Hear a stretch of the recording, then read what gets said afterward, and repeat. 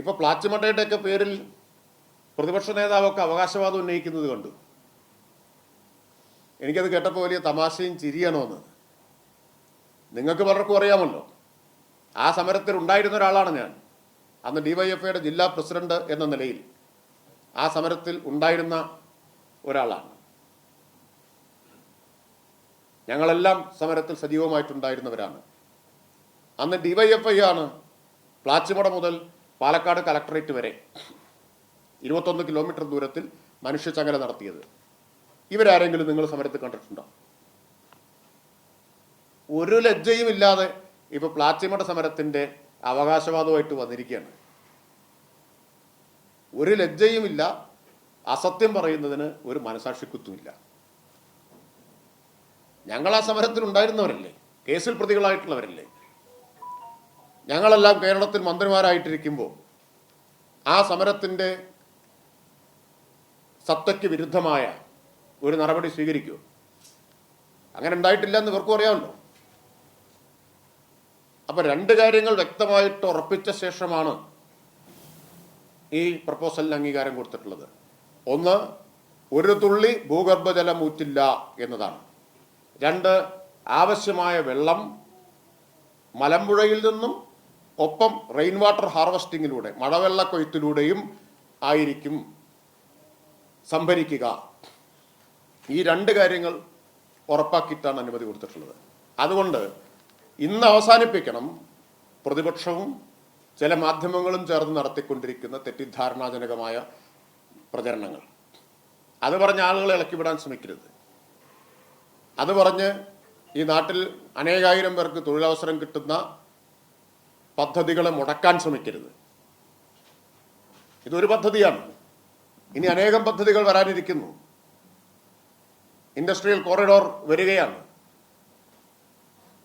1300ഓളം കോടി രൂപയാണ് സംസ്ഥാന സർക്കാർ പാലക്കാട് വ്യവസായ ഇടനാഴിക്ക് വേണ്ടി മുടക്കിയിട്ടുള്ളത്. 10,000 പേർക്ക് പ്രത്യക്ഷത്തിൽ തൊഴിൽ കിട്ടുന്ന വ്യാവസായിക മുന്നേറ്റത്തിന് പാലക്കാട് കളമൊരുങ്ങി നിൽക്കുമ്പോൾ ഇതൊക്കെ നാടിനെ നശിപ്പിക്കുന്ന പ്രവൃത്തിയും പ്രചരണമാണ്.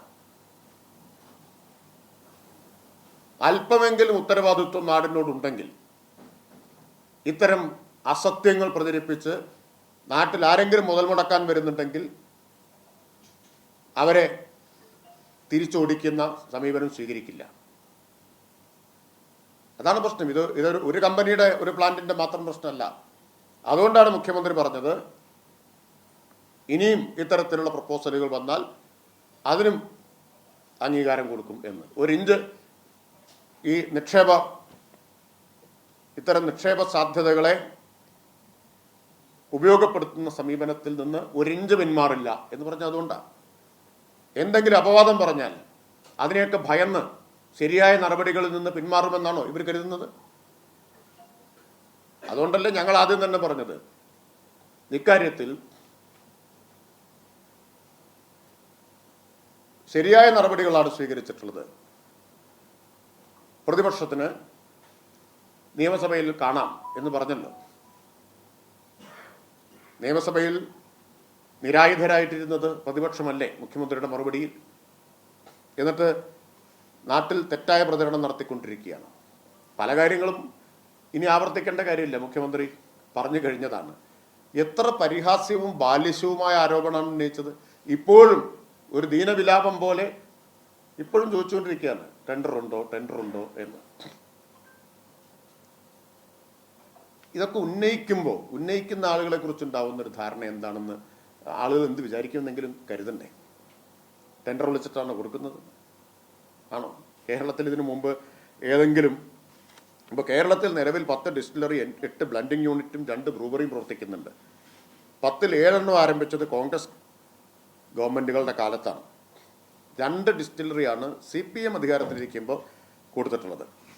ബ്രൂവറി 2 ആരംഭിച്ചത് കോൺഗ്രസിൻ്റെ കാലത്താണ്. ഇതിലേതെങ്കിലും ഒന്ന് ടെൻഡർ വിളിച്ചിട്ടാണോ കൊടുത്തിട്ടുള്ളത്? അങ്ങനെ ഒരു നടപടിക്രമം ഉണ്ടോ?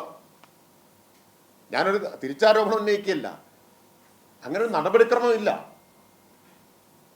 ഇതൊരു വ്യവസായമാണ്. വ്യവസായങ്ങൾ ആരംഭിക്കുന്ന ടെൻഡർ വിളിച്ചിട്ടാണ്. റോഡ് നിർമ്മാണത്തിന് ശരിയാണ് ടെൻഡർ വിളിക്കണം. കാരണം സർക്കാരിൻ്റെ പണം ഉപയോഗിച്ച് റോഡ് നിർമ്മിക്കുമ്പോൾ ഏറ്റവും കുറഞ്ഞ തുകയ്ക്ക് അത് നിർമ്മിക്കാൻ ആരാണോ മുന്നോട്ട് വരുന്നത് അവർക്കാണ് കൊടുക്കുക. അത് കണ്ടെത്താനാണ് ടെൻഡർ വിളിക്കുന്നത്. ഇത് ഒരു സംരംഭകൻ വരുന്നു, അയാളുടെ ഭൂമി, അയാൾ നടത്തുന്ന നിക്ഷേപം, അയാളുടെ പണം, അതിൽ ടെൻഡർ വിളിക്കണം എന്ന് പറഞ്ഞാൽ എലിമെന്ററി സ്കൂളിൽ പഠിക്കുന്ന കുട്ടികൾ പറയാത്ത വാദമല്ലേ ഇത്? അതുകൊണ്ടാണ് ഇപ്പോൾ ടെൻഡർ ഉണ്ടോ എന്ന ചോദ്യം ഇങ്ങനെ ഒരു ദീനവിലാപമായി ചുരുങ്ങി വന്നത്. പറഞ്ഞു പോയി ആദ്യം. ഇനി ഞങ്ങൾക്കത് ബോധ്യപ്പെട്ടു, ടെൻഡറിന്റെ ആവശ്യമില്ല എന്ന് പറയാൻ ദുരഭിമാനം സമ്മതിക്കുന്നില്ല. അപ്പൊ പതുക്കെ ഇങ്ങനെ പറഞ്ഞുകൊണ്ടിരിക്കുകയാണ്. പോട്ടെ, അതവിടെ നിൽക്കട്ടെ. പിന്നെ ഇതാരും അറിയാതെ അതീവ രഹസ്യമായിട്ട് ഈ അനുമതി കൊടുത്തു എന്നാണ് ശ്രീ രമേശ് ചെന്നിത്തലയും വി ഡി സതീശനൊക്കെ പറയുന്നത്. മദ്യനയം 22-23 ആമുഖത്തിൽ പറഞ്ഞിട്ടുണ്ട്. 23-24 ഖണ്ഡിക 24 ഇക്കാര്യം വ്യക്തമായിട്ട് പറഞ്ഞിട്ടുണ്ട്. അതിനെതിരെ ശ്രീ രമേശ് ചെന്നിത്തല പ്രസ്താവന ഇറക്കിയിട്ടുണ്ട്. അപ്പോൾ സ്വന്തം പ്രസ്താവനയെക്കുറിച്ച് പോലും ഒരു ഓർമ്മയില്ല എന്നുള്ളതാണ് അതിനർത്ഥം. അദ്ദേഹം വിശദമായിട്ടുള്ള പ്രസ്താവന തന്നെ ഈ സ്പിരിറ്റ് നിർമ്മാണം അനുവദിക്കുന്നതിനെതിരെ ഇറക്കിയിട്ടുണ്ട്. അപ്പം ഗവൺമെൻറ് രഹസ്യമായിട്ടൊന്നും ചെയ്ത കാര്യമല്ല. ഗവൺമെൻറ് ഇക്കാര്യം നേരത്തെ തന്നെ നയത്തിലൂടെ പ്രഖ്യാപിച്ചതാണ്. ആ നയത്തിലൂടെ പ്രഖ്യാപിച്ചത് നടപ്പാക്കുകയാണ് ചെയ്തത്. അത് സർക്കാരിനെതിരുള്ള അധികാരമില്ലേ? സർക്കാരിൻ്റെ നയം നടപ്പാക്കാനല്ലേ സർക്കാർ ഇരിക്കുന്നത്.